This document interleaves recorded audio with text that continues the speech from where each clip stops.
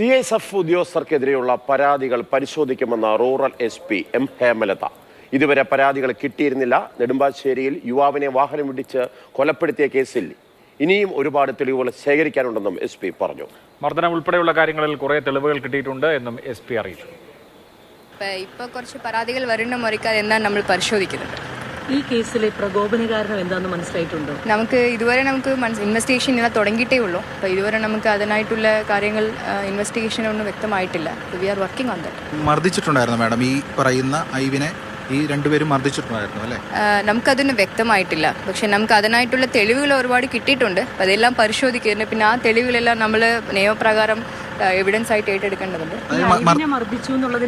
തെളിവ് കിട്ടിയിട്ടുണ്ടല്ലോ. അതിന് തെളിവുകൾ നമുക്കിന്നും എല്ലാ തെളിവുകളും എടുത്തുകൊണ്ടിരിക്കുകയാണ്. ഇന്ന് വ്യക്തമായിട്ടില്ല. പക്ഷേ അത് സംബന്ധിച്ചൊരു പ്രാഥമിക നിഗമനം എത്തിയിട്ടുണ്ടല്ലോ, ഇത് ഇത്തരത്തിൽ മർദ്ദിച്ചു എന്നത് സംബന്ധിച്ച്. അത് നമ്മൾ ഇത്രയും ഏർലി ടു കൺക്ലൂഡ് അല്ലേ.